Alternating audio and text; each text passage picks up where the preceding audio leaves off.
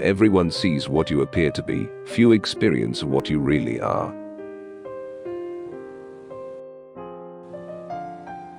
If an injury has to be done to a man, it should be so severe that his vengeance need not be feared.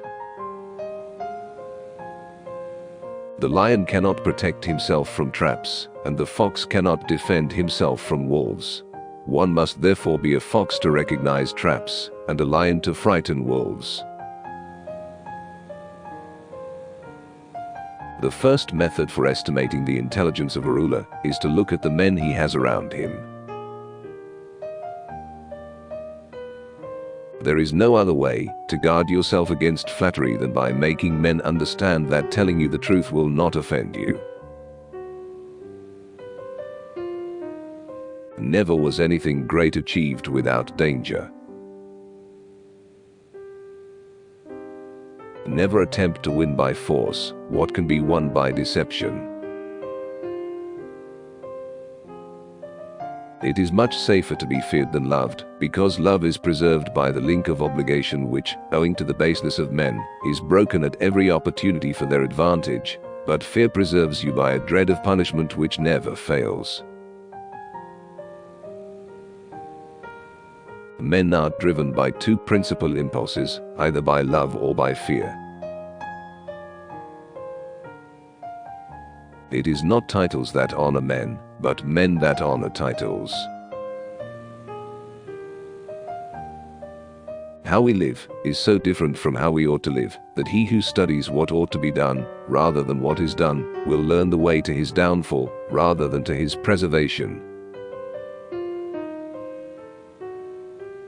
Where the willingness is great, the difficulties cannot be great. Men in general judge more by the sense of sight than by the sense of touch, because everyone can see but few can test by feeling. Everyone sees what you seem to be, few know what you really are, and those few do not dare take a stand against the general opinion. Since love and fear can hardly exist together, if we must choose between them, it is far safer to be feared than loved. The vulgar crowd always is taken by appearances, and the world consists chiefly of the vulgar. Men are so simple of mind, and so much dominated by their immediate needs, that a deceitful man will always find plenty who are ready to be deceived. He who wishes to be obeyed must know how to command. A man who is used to acting in one way never changes. He must come to ruin when the times, in changing, no longer are in harmony with his ways. There is nothing more important than appearing to be religious. A prudent man should always follow in the path trodden by great men and imitate those who are most excellent, so that if he does not attain to their greatness, at any rate he will get some tinge of it. Whosoever desires constant success must change his conduct with the times. Of mankind we may say in general they are fickle, hypocritical, and greedy of gain. Any man who tries to be good all the time is bound to come to ruin among the great number who are not good. Hence a prince who wants to keep his authority must learn how not to be good and use that knowledge, or refrain from using it, as necessity requires. Wisdom consists of knowing how to distinguish the nature of trouble, and in choosing the lesser evil. It must be considered that there is nothing more difficult to carry out, nor more doubtful of success, nor more dangerous to handle, than to initiate a new order of things. Men in general judge more from appearances than from reality. All men have eyes, but few have the gift of penetration. He who becomes a prince through the favor of the people should always keep on good terms with them, which it is easy for him to do, since all they ask is not to be oppressed. There is no avoiding war, it can only be postponed to the advantage of your enemy. It is better to act and repent than not to act and regret. He who builds on the people, builds on the mud. Everyone who wants to know what will happen, ought to examine what has happened. Everything in this world in any epoch, has their replicas in antiquity. A prince must not have any other object nor any other thought, but war, its institutions, and its discipline, because that is the only art befitting one who commands. Nature creates few men brave, industry and training makes many. Men never do good, unless necessity drives them to it, but when they are free to choose, and can do just as they please, confusion and disorder become rampant. One can say this in general of men.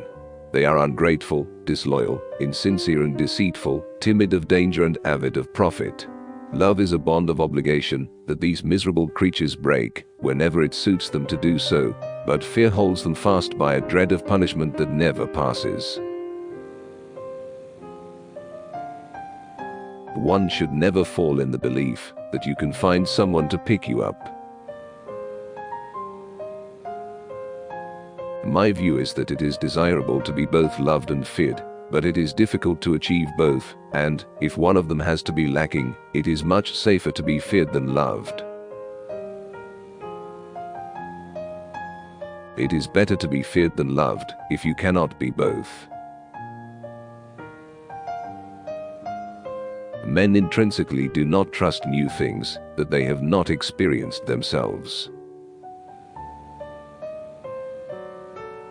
Men are so simple and so much inclined to obey immediate needs that a deceiver will never lack victims for his deceptions.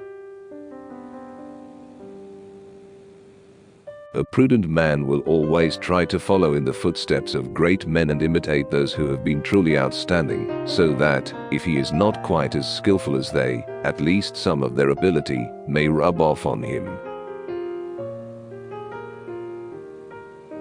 It is double pleasure to deceive the deceiver.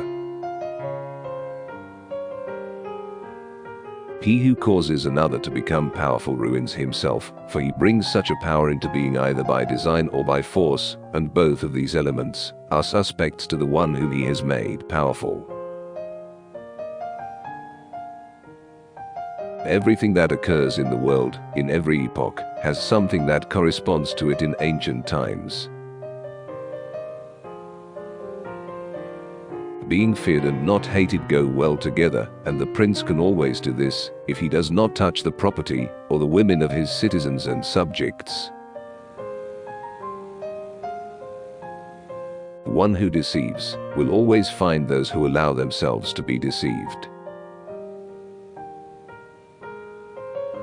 Hence it comes that all armed prophets have been victorious, and all unarmed prophets have been destroyed.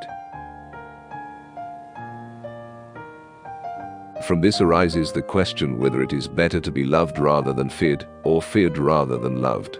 It might perhaps be answered that we should wish to be both. But since love and fear can hardly exist together, if we must choose between them, it is far safer to be feared than loved. For whoever believes that great advancement and new benefits make men forget old injuries is mistaken. Everyone sees what you appear to be, few really know what you are. Appear as you may wish to be. The promise given was a necessity of the past. The word broken is a necessity of the present. For one change always leaves a dovetail into which another will fit.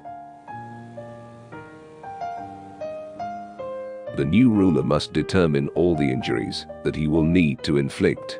He must inflict them once and for all. One must be a fox in order to recognize traps, and a lion to frighten off wolves. Those who simply act like lions are stupid.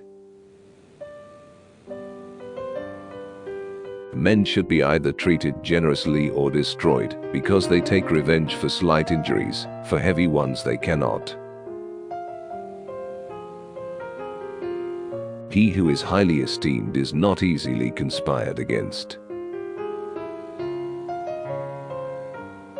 A man who wishes to profess at all times will come to ruin among so many who are not good. God creates men, but they choose each other.